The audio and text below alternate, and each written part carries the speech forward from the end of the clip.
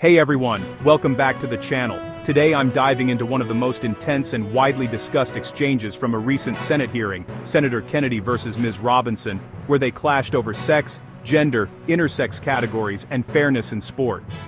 In this video, I'm breaking it all down into 10 clear points, so you can understand exactly what happened without sorting through hours of footage. Before we jump in, make sure you smash that subscribe button so you never miss breakdowns like this. Alright. Let's get into it.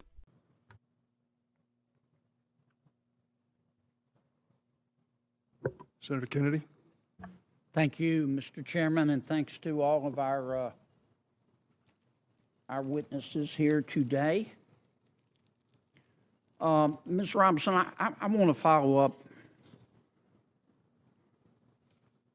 by trying to understand your answer to one of Senator Cruz's questions, and this is really a question, not a suggestion.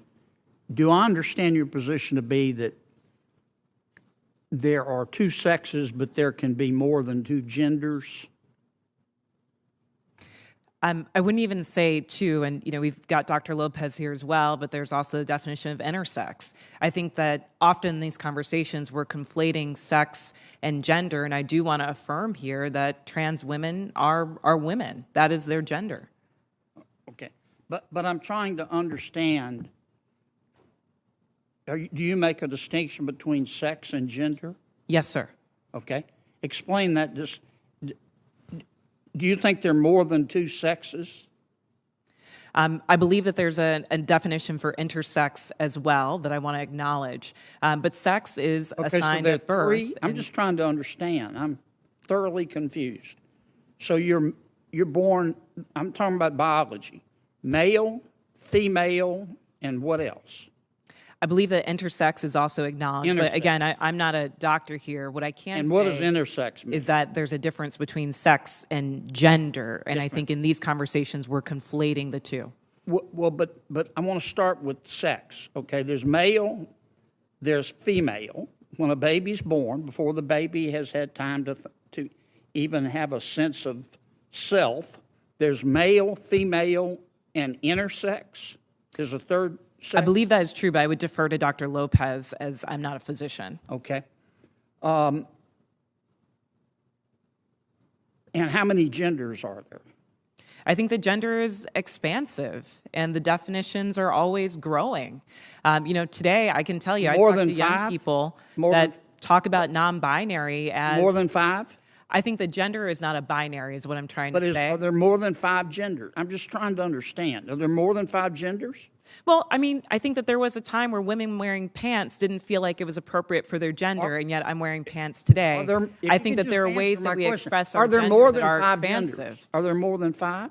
I wouldn't subject myself to naming how many genders there are, but what I can say is that gender is a reflection. Number? Excuse me? There's an infinite number of genders? I think depending on your culture, there are a lot of different genders that exist. And I can also say that it's a term that's evolving. If you look at young people today, they really don't lean into the binary of only woman and man. So I think that it's incumbent upon us not to legislate on this, but create space for them to explore what their identities are, what their gender identities are.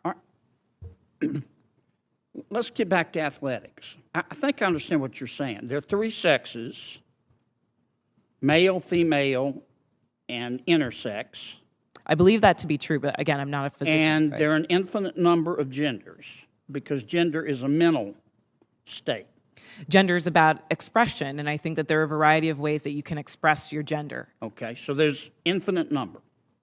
All right, let's go back to the biology. Male, female, boy, girl, okay?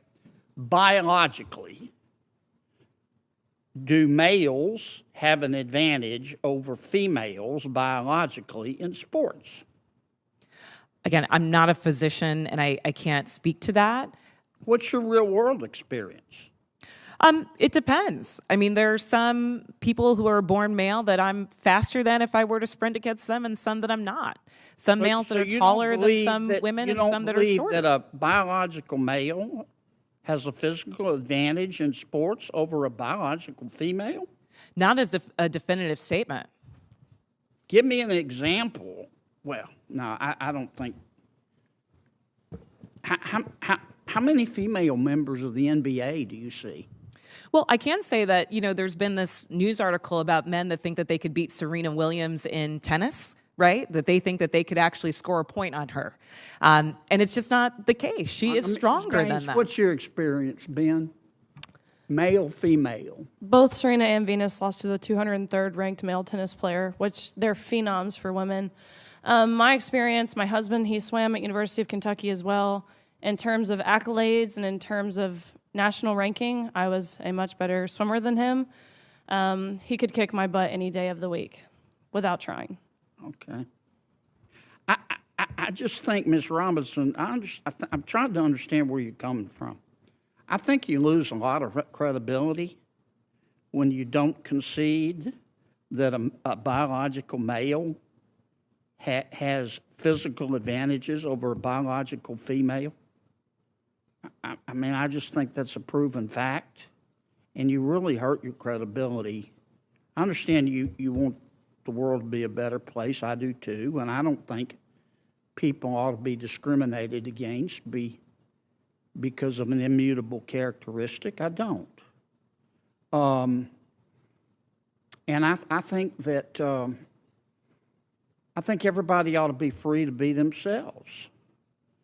And what you do in your bedroom or what I do in my bedroom with a consenting adult is nobody's business.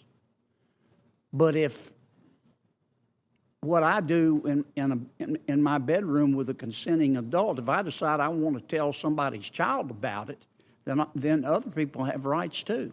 And I think parents have rights.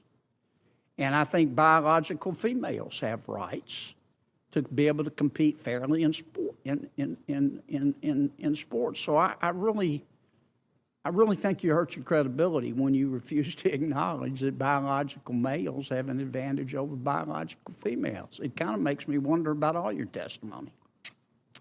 Thank you, Mr. Chairman. Kennedy, I'm sorry, go ahead.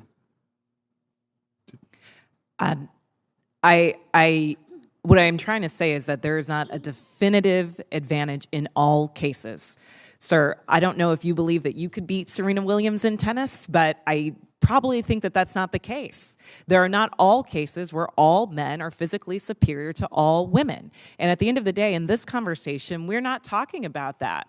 We're talking about trans women who are, in fact, women, who deserve to play in a gender that matches their sports, who deserve all the benefits that Ms. Gaines is talking about. And as a cisgender black woman, I can say definitively that my womanhood is not threatened by a transgender person asserting hers as well. Senator Hirono. Thank you, Mr. Chairman. I thank all of the persons who are testifying today. For Ms. Robinson, do you know what... So I start by talking about how Senator Kennedy opens the conversation with a direct question. He wants to know whether Ms. Robinson recognizes a difference between sex and gender. She responds by saying yes, and she emphasizes that sex and gender are often conflated in public conversations. She acknowledges male, female, and intersex as sex categories but admits she's not a medical expert. This sets the tone for a debate that becomes more complex with every question. Next, things heat up when Kennedy pushes her to identify how many genders exist. Ms. Robinson avoids giving a fixed number, suggesting that gender can be expansive, culturally influenced, evolving, possibly unlimited. She even says gender expression changes across cultures and generations. Kennedy, clearly frustrated, keeps pushing for a clear answer, but she refuses to narrow gender down to a number. This becomes one of the most talked about moments in the hearing.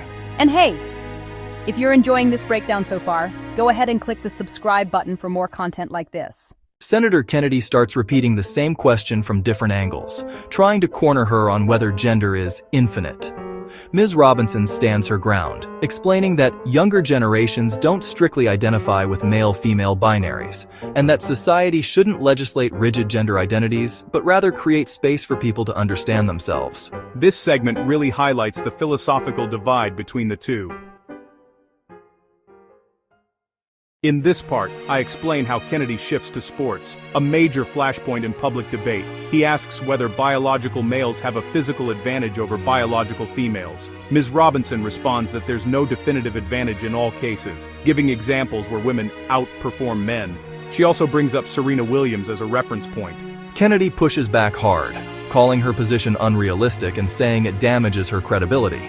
This becomes the heart of the confrontation. Is acknowledging biological differences necessary for fairness in sports? I wrap up the 10 points by showing how Ms. Robinson finishes her argument. She insists that trans women are women and they deserve to participate in sports aligned with their gender identity. She also says her own womanhood as a cisgender woman is not threatened by trans women. Kennedy concludes by restating his concern about fairness for biological females competing in athletics, exposing how far apart both sides are. This hearing wasn't just about definitions, it was about identity, fairness, culture, and how society changes over time. Whether you agree with Senator Kennedy or Ms. Robinson, the conversation shows how complex the sex and gender debate really is. If you found this breakdown helpful, make sure you like this video, subscribe, and drop your thoughts in the comments. I'd love to hear your perspective. Thanks for watching, and I'll see you in the next one.